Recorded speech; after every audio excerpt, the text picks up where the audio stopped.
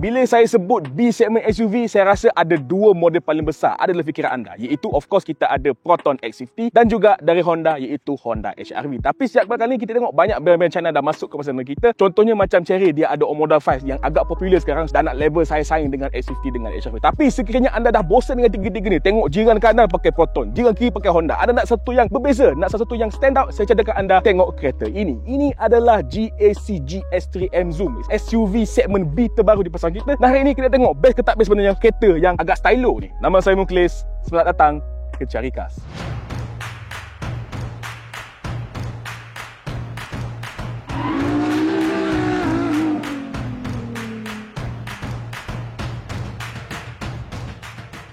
Okey, sekali tengok GAC GS3M tu nampak, ini kereta apa ni, nampak lain macam punya sporty ni. Ya, dia punya design dia bagi saya ada orang suka, ada orang tak suka. Bagi saya agak suka sebenarnya sebab dia lain daripada yang lain. Dia banyak main dengan sharp angle instead of main curve banyak kereta dekat luar sana. Kita mula bagi hadapan. Depan ni kita ada grill hadapan yang agak besar, yang di mana GAC panggil grill ni sebagai Mecha Wing. Untuk model Premium R dia ada datang dengan front lip sikit lah. Nak bagi nampak sporty, dia ada kemasan-kemasan warna oranye lagi, sama juga kat grill depan. Dan dekat depan ni juga kita tengok dia punya LED headlight dia bentuk macam C, tapi kat dalam dia ada segmen-segmen macam bentuk diamond. Bila dah nyala malam-malam, memang cantik sebenarnya lampu dia. Agak stylish. Okey, untuk rim sama juga dengan B segmen SUV kat luar sana, dia pakai rim 18 inci, tapi yang ni dia punya color dia single tone. Maknanya saya suka sebab banyak model sekarang dia pakai dual tone. Nampaklah sikit ke JDM-an dia. Betul tak? Dekat tepi ni juga kita ada tengok side mirror dia punyalah bentuk tahi tajam. So dia banyak main segi-segi kereta ni. Tengok dia punya shoulder line dia tajam sampai ke belakang. Sini pun ada sikit sculpted design sikit. Dan yang paling penting kereta ni, dia punya door handle dia bukan biasa-biasa, dia pakai automated yang hidden macam ni. So kalau anda lock kereta, dia tertutup, so orang nak curi susah sikit. Kita gerak ke belakang, dia punya bumbung dia dah menurun macam ni. Walaupun kereta ni sedikit besar berbanding dengan S50, tapi sebab dia punya bumbung design macam ni, nampak lagi sporty bagi saya. Dan untuk tambah lagi sporty, dia ada spoiler belakang ni siap ada. Tengok dia punya third brake light dia kat tengah ni, macam kereta Formula 1 sekali tengok. Dan kat belakang juga kita ada dia punya diamond shape LED tail light yang nampak agak cantik sebab dia ada smoke punya design lagi, finishing dia smoke. Dan kat bawah ni tengok dia punya rear diffuser dia besar gedabak. Dan yang paling penting, rear diffuser dia bukan sekat ada kemasan orange, kat tengah ni ada dua pipe yang besar. Ini pipe bukan fake, ini pipe original. Nanti kita cerita.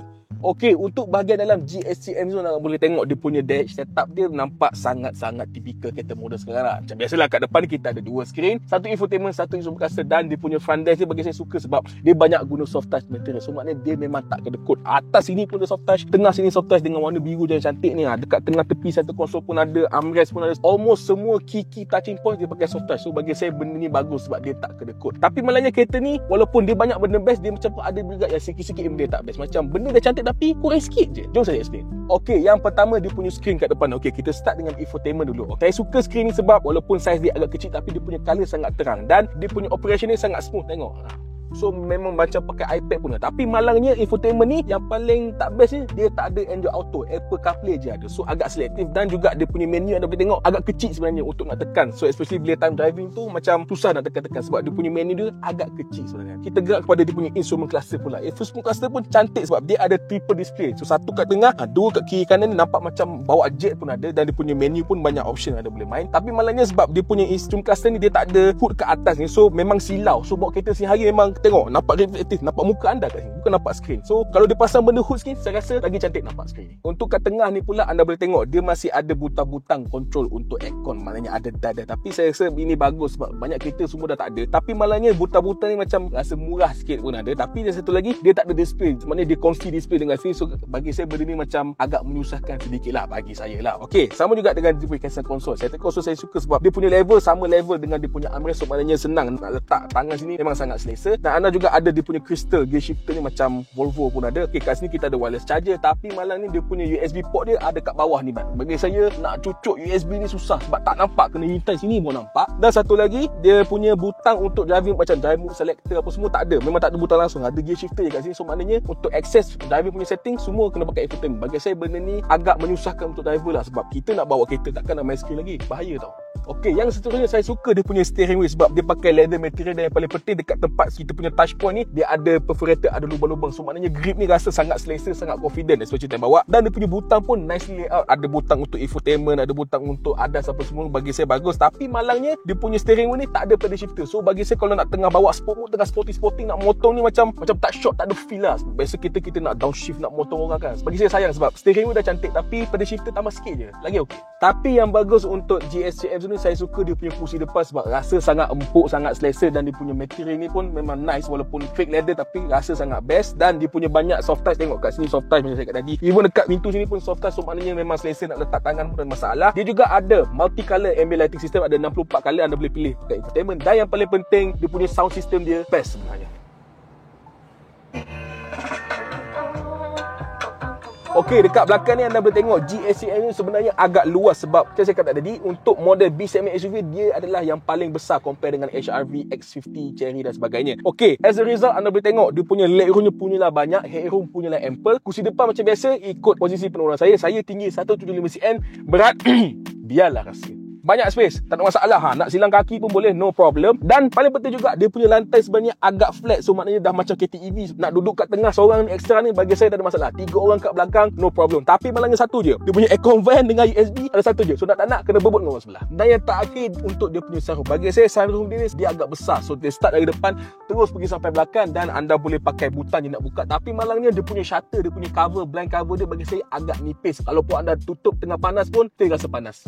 Dekat belakang ni punya boot space bagi saya not bad untuk sebuah B segment SUV sebab as standard anda dapat 341 liter of boot space, dan macam biasa anda boleh lipat kursi belakang ni untuk membenarkan space sebanyak 1200 lebih. Nak pergi IKEA tak ada masalah. Dan kat bawah ni juga kita ada spare tire, walaupun space server tapi at least ada spare tire, so maknanya kalau pancit tak perlulah nak pakai cacing ke apa. Tapi malangnya kereta ni dia tak ada parcel share ataupun tonneau covers. Kalau simpan barang tu kena elok-elok, dan boleh je beli yang aftermarket punya, tak ada masalah.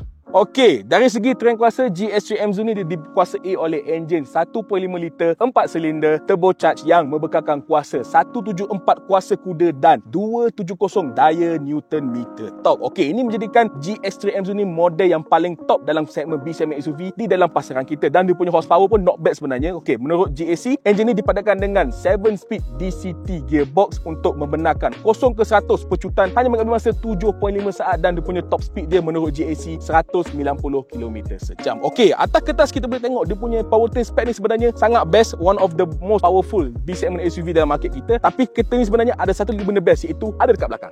Okey, macam saya cakap tadi, dia punya exhaust ni bukan fake. Okey, sebab GS3 MZU ni untuk spec Premier R ni dia datangkan dengan active exhaust system. So maknanya exhaust ni anda boleh tekan nak buka tutup. Okey, sebab apa? Okey, untuk exhaust belah kiri ni dia macam by default memang 100% every time dia akan terbuka. Tapi untuk belah kanan, kalau anda tengok intai kat dalam ni, dia ada valve. Kalau anda tekan butang dekat steering wheel tu, bila anda masuk sport mode, dia akan bukakan exhaust ni, dia memandangkan bunyi lagi kuat, dan anda akan dengar dia kuat noticeable sebenarnya. Walaupun duduk dekat dalam pun memang dengar enjin ni. So bagi saya future ni sangat-sangat menarik. Sebab apa? Benda-benda ni biasanya kat kereta-kereta mahal je ada. Kereta 300-400 ribu anda kena beli kereta AMG, BMW baru ada benda ni. Tapi untuk 100,000 lebih, GAC dah offerkan benda ni. So mungkin dia cakap ini gimmick je bang, tapi saya suka sebenarnya. Sebab macam kita tak ada duit nak beli AMG, so beli GAC, benda ni dah ada. Tapi cukuplah cakap tentang exhaust. Sebenarnya best ke tak bawa kereta ni? Okey, sekarang kita tengah memandu GAC GS3 MZoom. Kita dah baca tadi, on paper memang kereta ni in terms of powertrain spec dia antara yang paling power. Macam saya cakap tadi, dia punya torque 270 Nm paling tinggi dalam B segment SUV dekat pasaran negara kita. Tapi bila anda bawa kereta ni, bila tekan walaupun dekat sport mode, dia macam ada rasa lagging sikit, macam ada kurang nasi sikit je. Mungkin dia ada turbo lag sikit dekat engine dia, or mungkin dia punya 7-speed DCT gearbox ni tak sebagus ataupun tak selincah macam model-model macam Proton ke apa. Dan saya rasa satu lagi in terms of dia punya throttle mapping dia, sebab dia punya throttle dia macam lambat respons sikit. So maybe dia tuning on the softer side, tak macam kereta China lain macam Cherry Tiggo 7 Pro saya bawa, yang tu dia punya throttle mapping macam kereta sport, kalau tekan je terus dia pergi. So compare dengan yang ni, dia macam a little bit slow. Tapi actually benda tu bagus juga sebenarnya, sebab walaupun dia punya torque tinggi, sebabkan dia punya throttle mapping ni agak ada, so kereta ni dia less prone to wheel spin. Sebab biasa kalau kereta torque tinggi, bila tekan sikit mesti nak wheel spin, especially bila bawa time hujan. Tapi untuk MZoom ni so far saya bawa okey, tak ada wheel spin. Dan paling penting juga, dia kurang torque steer. So maknanya nak bawa kereta ni macam ada rasa selamat sikit lah. So nak membalu, nak melenjan tu ada rasa secure sikit. Okay, speaking of membalu, melenjan, in terms of handling, kalau nak compare dengan macam model lokal dengan model Jepun, dia orang dah lama, dah berpuluh tahun dah dia buat R&D untuk model-model untuk pasaran kita. So maknanya dia punya handling apa tu, dah dia orang pakai data dah puluh tahun. Tapi compare dengan China car brand, dia orang agak baru dalam market kita. So maknanya dia orang biasanya they just use whatever data yang dia dapat daripada China punya road, dan dia implement brand dekat negara kita. So macam mungkin not 100% sesuai lah, sebab jalan kat China dengan jalan kat kita tak sama. Dia orang jalan cantik, kita jalan macam back to the handling. Okay, bagi saya handling kereta ni macam saya cakap tadi, okay, dia tak ada rasa kosong sangat, but at the same time it's not as good as macam Proton X50 ke Mazda CX-50 apa. Bagi saya untuk B7 X50, those two are some of the best lah. It's actually respectable. So maknanya kalau anda nak balon-balon tu macam okay lah, tak adalah rasa macam tak confident sebab dia rasa solid. And then macam cakap tadi, dia punya top steer pun kurang. Dan daripada itu, dia sebenarnya dia punya shock absorber dia lebih kepada softer side lah. So maknanya agak lembut sebenarnya. So maknanya untuk lembut ni adalah sikit rasa hayayun, tapi tak adalah efek teruk sangat. Even kalau saya bawa laju pun sebenarnya rasa agak stable. Dan yang paling penting, sebabkan dia punya suspension agak lembut, comfort level pun not bad. Sebab banyak kereta kadang-kadang sebabkan dia punya suspension tu ni dia keras sangat, dia melantun tau. Especially bila anda bawa 130 lebih atas highway, ada rasa bumpy-bumpy. Untuk kereta ni bagi saya masih ada sikit, tapi kurang lah compare dengan kereta-kereta kat luar sana. And then in terms of noise harshness level, tayar dia ni walaupun dia pakai tayar brand kita tak kenal, mungkin ramai orang tak kenal, tapi not bad lah. Dia bunyi tak bising sangat. And at the same time, dia punya dry grip dia pun okay. Kalau wet grip tu lain cerita lah. Tayar untuk stok ni boleh lah, pakai setahun boleh lah. So maknanya tak adalah nak urgent sangat tukar. So, in terms of overall, bagi saya kereta ni walaupun kurang nasi sedikit, bagi saya is a good car to drive lah nonetheless. Sebab satu lagi yang saya suka, sebab dia ada ni lah, dia punya active exhaust. Bagi saya benda ni bagus sebenarnya untuk sebuah kereta harga 1,000 lebih ada. Sebab bagi saya benda ni, kalau koma nak beli active exhaust ni, biasanya kereta AMG, BMW M, Porsche apa pun ada. Untuk kereta-kereta 1,000 lebih, biasa kereta mahal-mahal ni memang tak ada lah, saya tak jumpa lagi selain pada GSCM. So maknanya benda ni mungkin ada orang appreciate, mungkin ada orang cakap tak apa-apa bajet duit. So bagi saya it's good lah, at least kita tahu ada brand yang boleh offer benda ni untuk kereta harga sebanyak ni. So good job JSC.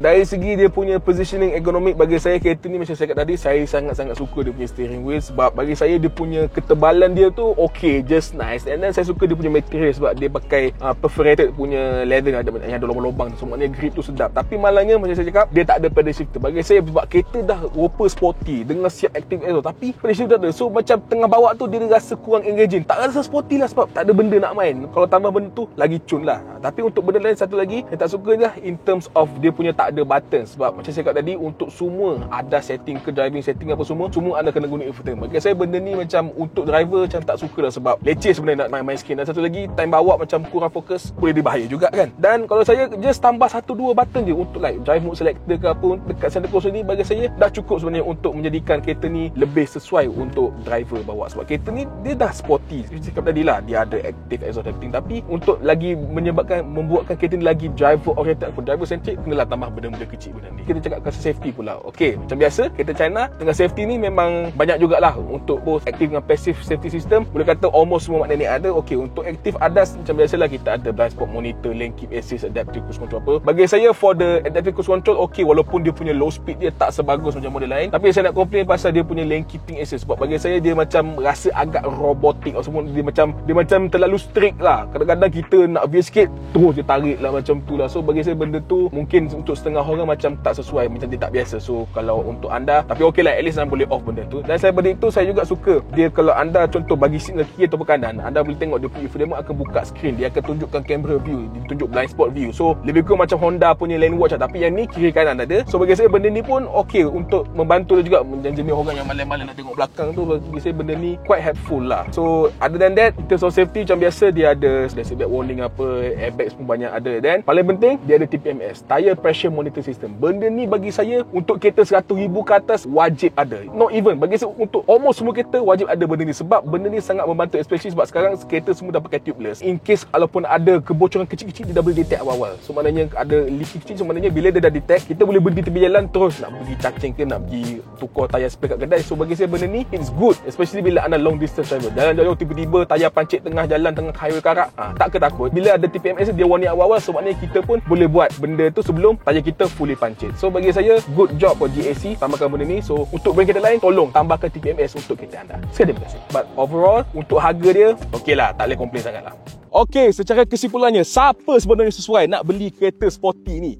Okey, macam saya cakap tadi, GSC M Zo ni adalah sebuah kereta yang perfect untuk anda kat luar sana yang rasa macam nak lain daripada yang lain, tak nak bosan tengok orang lain, tengok jiran pakai Proton, tengok jiran pakai Honda Cherry, anda nak stand out dekat kejiranan anda, ini adalah kereta sempurna untuk anda. Dan yang paling penting untuk seseorang yang macam rasa adventure sikit saja-saja nak try brand kereta baru, sebab brand ni agak baru di Malaysia. GSC ni baru launch di Malaysia pada tahun ini. Dan yang paling penting, walaupun dia baru, tapi dia dibawa khas oleh Tang Chong Motors. So maknanya ada garanti sikit lah, ada backing solid lah sikit lah. So tak ada rasa risau sangat beli. Tapi yang paling penting dia punya harga, sebab untuk premium aspek ni harga dia bermula pada 128,900. Bagi saya sangat-sangat kompetitif dan on par dengan dia punya lawan kat luar sana. Okey, macam saya kata tadi, dia punya styling dia bagi saya sangat cantik. Ada orang suka, ada orang tak suka. Performance dia not bad sebenarnya, dan dia punya interior pun boleh lah, agak luas sebenarnya surprisingly. Dan untuk harga tersebut saya rasa ini adalah sebuah BSUV yang anda mungkin patut consider sekiranya anda dah bosan tengok orang lain pakai kereta-kereta SMA SUV yang lain. Tapi itu hanya pendapat saya. Apakah pendapat anda tentang GAC GS3M Zoom ini? Adakah anda suka dengan SUV styling ini ataupun anda sebab beli? Apa-apa pun jangan lupa tinggalkan pendapat anda di kolom komen di bawah. Untuk lebih konten menarik, lari Cakap Kompleks News. Jangan lupa like, share, subscribe. Jumpa pada video akan datang. Assalamualaikum.